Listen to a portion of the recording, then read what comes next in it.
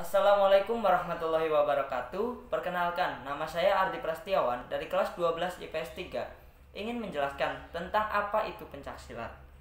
Pencaksilat atau silat merupakan seni olahraga bela diri yang berasal dari Asia Tenggara, yaitu Indonesia, Brunei Darussalam, Singapura, Filipina, dan Thailand. Silat adalah istilah yang dikenal secara luas di kawasan Asia Tenggara untuk menyebut seni bela diri ini. Pencaksilat di Indonesia.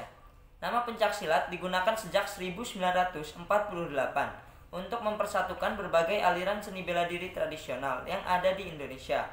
Awalnya pencaksilat merupakan nama yang digunakan di Jawa, sedangkan silat digunakan di Sumatera, Semenanjung Malaya, dan Kalimantan. Namun seiring berjalannya waktu, istilah pencak digunakan pada atraksi yang lebih mengedepankan unsur seni dan keindahan gerakan. Sedangkan istilah silat digunakan untuk atraksi yang mengedepankan unsur pertarungan. Kemudian pengertian pencaksilat. Pencaksilat dapat diartikan sebagai hasil budaya manusia Indonesia untuk membela, mempertahankan eksistensi dan integritas terhadap lingkungan hidup, alam sekitarnya untuk mencapai keselarasan hidup guna peningkatan iman dan takwa kepada Allah Subhanahu wa taala. Kemudian ada asal-usul silat di Indonesia. Meskipun asal-muasal pencaksilat belum diketahui secara pasti, namun diyakini pencaksilat mulai tersebar dan berkembang di Indonesia sejak abad ke-7 Masehi. Pencaksilat tersebut berkembang secara lisan, dari mulut ke mulut seperti dari guru ke murid. Ada yang menyebut bahwa perkembangan silat berasal dari cerita legenda, seperti cerita kerajaan Sriwijaya dan Majapahit, yang dikenal memiliki pendekar-pendekar yang menguasai bela diri dan ilmu kanuragan serta memiliki prajurit yang mahir dalam bela diri. Menurut seorang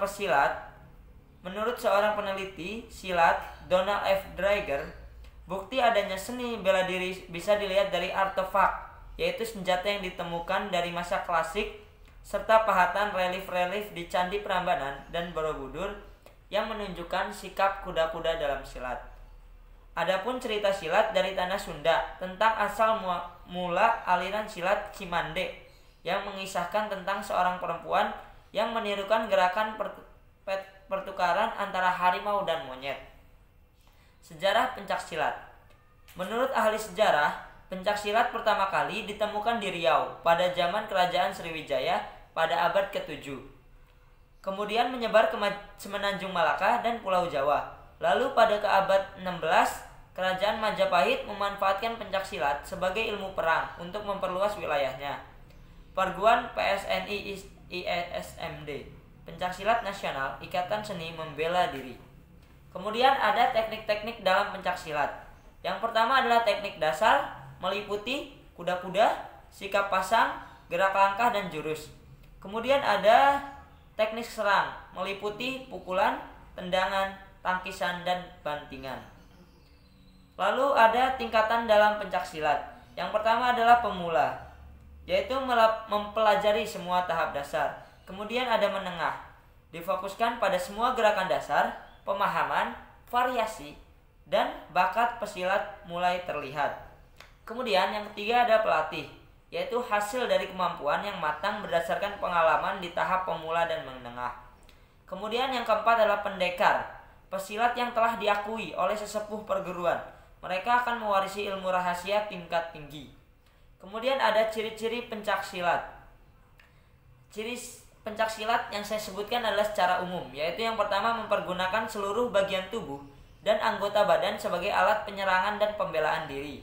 Yang kedua dapat dilakukan atau tanpa alat, yaitu senjata. Kemudian ketiga, pencaksilat tidak perlu memerlukan senjata tertentu, tetapi benda apapun dapat dijadikan sebagai senjata.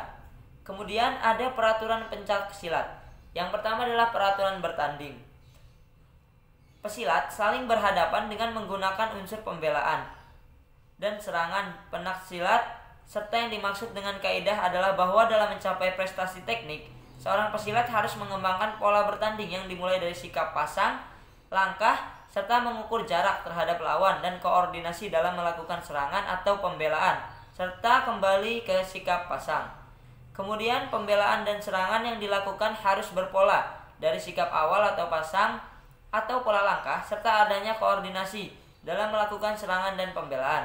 Setelah melakukan serangan atau pembelaan, harus kembali kepada sikap awal atau pasang dengan tetap menggunakan pola langkah.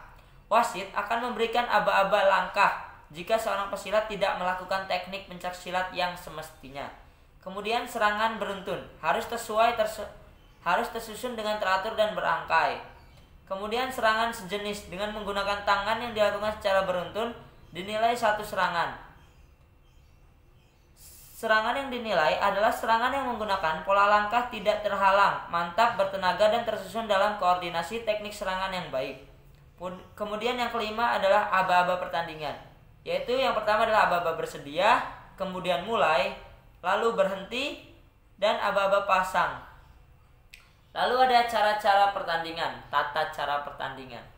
Persiapan dimulai pertandingan diawali dengan masuknya wasit dan juri ke gelanggang. Wasit juri memberi hormat dan melapor tentang akan dimulainya pelaksanaan tugas kepada ketua panitia.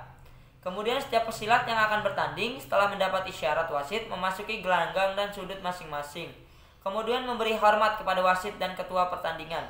Selanjutnya kedua pesilat kembali mengambil tempat di sudut yang telah ditentukan. Kemudian untuk memulai pertandingan, wasit memanggil kedua pesilat. Seterusnya kedua pesilat berjabatan tangan dan siap untuk memulai pertandingan. Setelah wasit memeriksa kesiapan semua petugas dengan isyarat, lalu larangan-larangan yang telah ditentukan.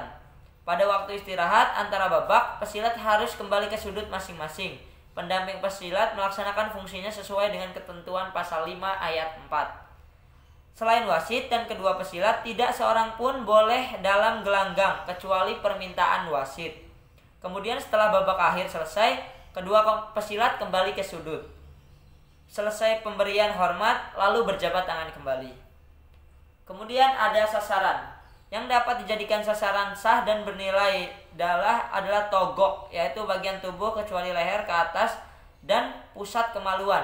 Dada, perut atau pusat ke atas, rusuk kiri dan kanan, punggung atau belakang badan. Kemudian larangan. Larangan yang ada dalam pencaksilat dibagi menjadi dua, yaitu larangan berat dan larangan ringan. Kemudian nilai hukuman. Ketentuan nilai hukuman, nilai 1 atau kurang, diberikan bila pesilat mendapatkan teguran pertama.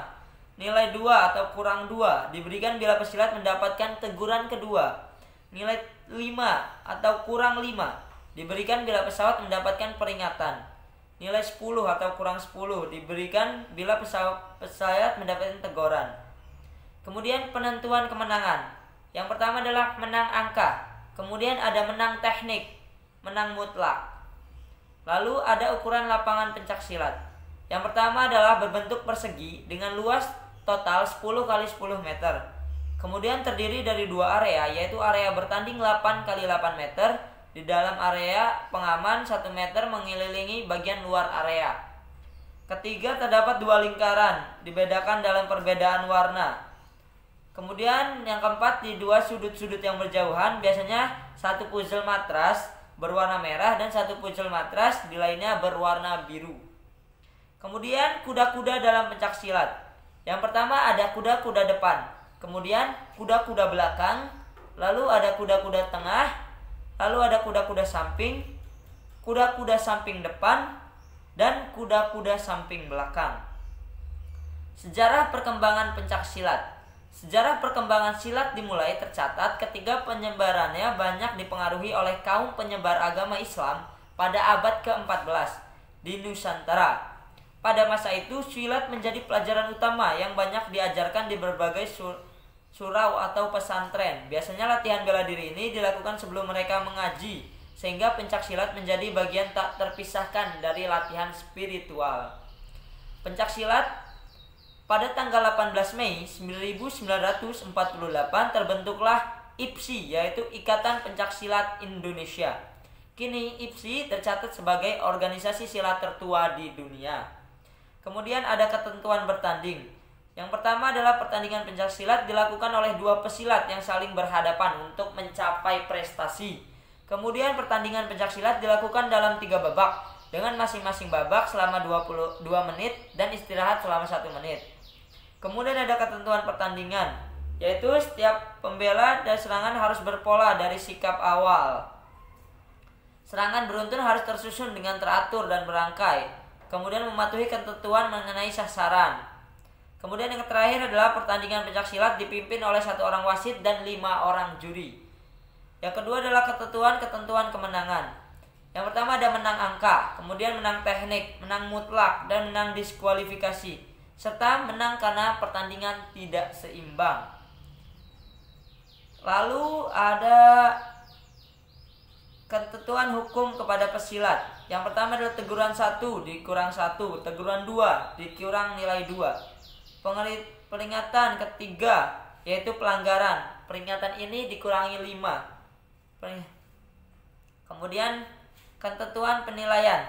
Nilai 1 elakan, nilai 2 serangan kaki yang masuk pada sasaran, nilai 3 menjatuhkan lawan, nilai 4 mengunci lawan. Kemudian nilai 5 teknik yaitu atas kaidah-kaidah permainan pencak silat. Kemudian yang terakhir adalah sasaran yang boleh diserang adalah bagian tubuh kecuali leher atas dan kemaluan, yaitu dada, perut, punggung kiri dan pinggang kanan, punggung, dan yang terakhir adalah sedang tungkai dan tangan yang dapat dijadikan serangan sasaran dengan menjatuhkan dan mengunci tetapi tidak mempunyai nilai sebagai serangan perkenaan. Mungkin itu saja yang dapat saya sampaikan. Setelah ini kita lihat yaitu praktek pencaksilat jurus 1 sampai dengan jurus 7. Silahkan menonton.